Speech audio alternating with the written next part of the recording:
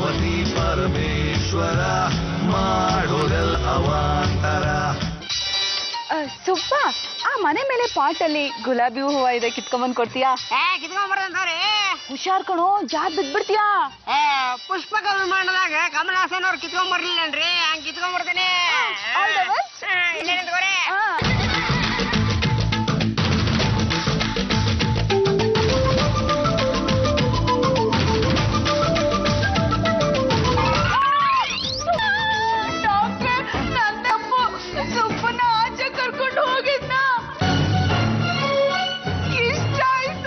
ಹೌದಾ, ನೀನ್ ಈ ಕಡೆ ಬಾಮ್ಮ.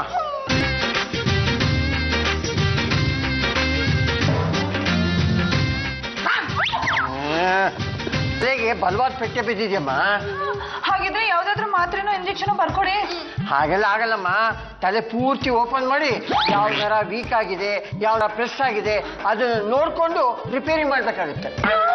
ಗೊತ್ತಾಯ್ತು ಬಿಡಿ ಡಾಕ್ಟ್ರೆ, ಒಟ್ಟಿನಲ್ಲಿ ಆಪರೇಷನ್ ಮಾಡ್ಬೇಕು. ಖರ್ಚು ಎಷ್ಟಾಗುತ್ತೆ ಅಂತ ಹೇಳಿ. 5 ಲಕ್ಷ. ಸ್ವಲ್ಪ ದಿವಸ ನೋಡಿದ್ರಾಯ್ತು, ಒಂದು ಇಂಜೆಕ್ಷನ್ ಹೋಗ್ತೀನಿ. ಯಾವ ಇಂಜೆಕ್ಷನ್ ಡಾಕ್ಟ್ರೆ? ಬಿಲ್ ಮಾಡ್ಬೇಕು ಅಂತ ಒಂದು ಇಂಜೆಕ್ಷನ್ ಕೊಡ್ತೀನಿ, ಯಾವ್ದು ನನಗೂ ಗೊತ್ತಿಲ್ಲ. ಇದು ಯಾರ ಮನೆ? ನನ್ನನ್ನು ಯಾಕೆ ಇಲ್ಲಿ ಕರ್ಕೊಂಬಂದೆ?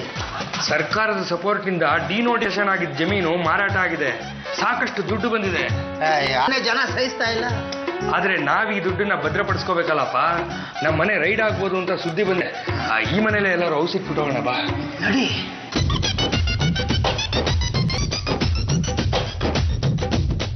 ಇದನ್ನ ನಿಮ್ ಮನೇಲಿ ಇಟ್ಟು ಹೋಗಿ ಭದ್ರವಾಗಿ ಇಟ್ಕೊಂಡಿರ್ತೀನಪ್ಪ. ಇದನ್ನ ನಿಮ್ಮ ಮನೆಯಲ್ಲಿ ಇಟ್ಟು ಹೇಳ್ತೀವಿ, ಭದ್ರ ನೋಡ್ಕೊಂತೀಯಪ್ಪ. ನಮ್ಮ ಮನೆಗೆ ಪೊಲೀಸ್ ಬರೋ ಸಾಧ್ಯತೆ ಇದೆ. ಇದರಲ್ಲಿ 10 ಕೋಟಿ ರೂಪಾಯಿ ಇದೆ. ಇದನ್ನ ಭದ್ರವಾಗಿ ಇಟ್ಕೋತೀಯಾ? ಬೇಷ್ ಬೇಷ್, ನಾಳೆ ಬರ್ತೀನಿ.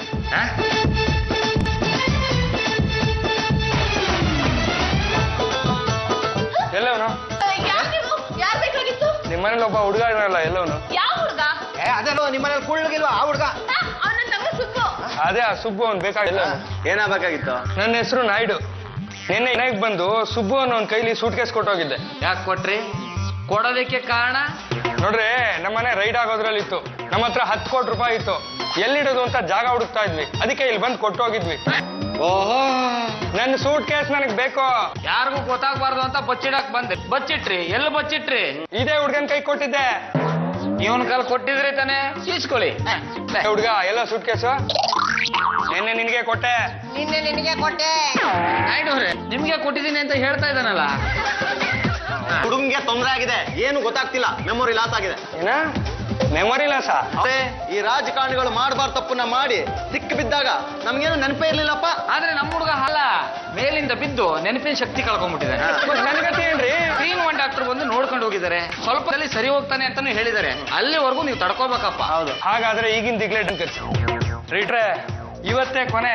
ನಿಮ್ ಕೈಲಾದ್ರೆ ಸರಿ ಮಾಡಿ, ಇಲ್ಲ ಅಂದ್ರೆ ಹೆಂಗ್ ಸರಿ ಮಾಡ್ಬೇಕು ಅಂತ ನಮಗ್ ಗೊತ್ತು. ಒಂದ್ ಲಾಂಗು, ಒಂದ್ ಮಚ್ಚು ತಂದು ಒಂದ್ ಕೈ ಒಂದ್ ಕಾಲು ತೆಗೆದ್ಬಿಟ್ರೆ ನೆನಪಿನ ಶಕ್ತಿ ತಾನಾಗ್ ತಾನೇ ವಾಪಸ್ ಬರುತ್ತೆ ಅಂತ ನಮ್ ಬಾಸ್ ಹೇಳ್ತಾ ಇದ್ರು. ಅಲ್ಲಪ್ಪ, ಹೆದರ್ಸಿ ಬೆದರ್ಸೋದ್ರಿಂದ ಏನು ಪ್ರಯೋಜನ ಇಲ್ಲ. ಈಗ ನಾನು ಫಾರಿನ್ ಇಂದ ಒಂದು ಇಂಜೆಕ್ಷನ್ ತಂದೀನಿ, ಅದ್ ಬಿಟ್ರೆ ಅವ್ನಿಗೆ ನೆನಪಿನ ಶಕ್ತಿ ಬಂದ್ಬಿಡುತ್ತೆ.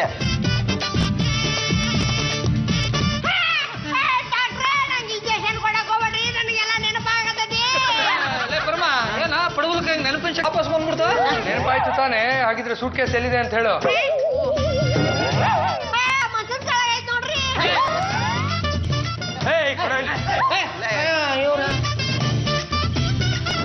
ಇದೇನಾ ದುಡ್ಡಿದ್ದ ಜಾಗದಲ್ಲಿ ಬರೀ ಪೇಪರ್ ಸೀಟ್. ಒಬ್ಬೊಬ್ಬರು ನುಗ್ಬಿಡ್ತೀನಿ ಇವಾಗ.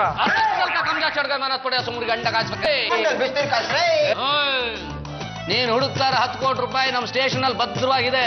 ಅದನ್ನ ಲೋಕಾಯುಕ್ತ ಹ್ಯಾಂಡ್ ಓವರ್ ಮಾಡ್ತಾ ಇದೀವಿ. ಈಗಾಗಲೇ ಇಂಥ ಬೇನಾಮಿ ದುಡ್ಡು 500 ಕೋಟಿ ರೂಪಾಯಿ ಆಗಿದೆ, ಗೊತ್ತಾ?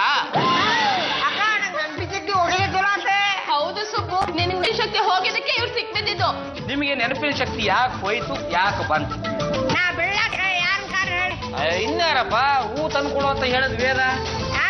ನೆನಶಕ್ತಿ ಹೋದರಂಗ್ ನಾಟಕ ಮಾಡಿದ್ರೆ ಆ ಕಾರಣಕರ್ತರು ನನ್ನ ಕೈ ಹಿಡಿಬೋದು ಅನ್ಕೊಂಡೆ. ನೆನಪಿನ ಶಕ್ತಿ ಓದೋರ್ ತರ ನೀ ನಾಟಕ ಆಡಿದಕ್ಕೆ ಈ ಕದೀಮ್ರು ನನ್ನ ಕೈಗೆ ಸಿಕ್ಕಿದ್ರು. ಹಾಗಾಗಿ ನಮ್ಮ ಡಿಪಾರ್ಟ್ಮೆಂಟ್ ಶಿಫಾರಸ್ ಮಾಡಿ ನಿಂಗೆ 10 ಲಕ್ಷ ರೂಪಾಯಿ ಬಹುಮಾನ ಕೊಡಿಸ್ತೀನಿ.